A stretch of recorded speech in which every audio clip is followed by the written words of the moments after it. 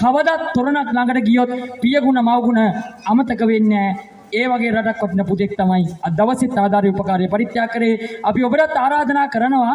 එන්න මේ පොසොංකලාවේ බලන ගමන් ආධාරයක් උපකාරයක් කරන්න ඔබේ ගමේ විහාරස්ථානයේ සංවර්ධනය වෙනුවෙන්.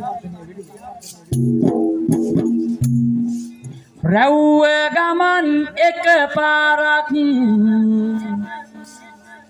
දෙවියෝ කෝප වෙලා වගේ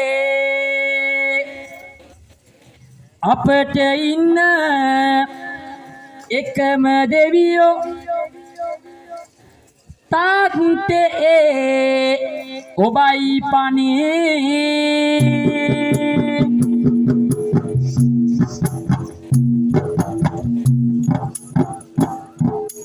රැව්ව ගමන් එක පාරක්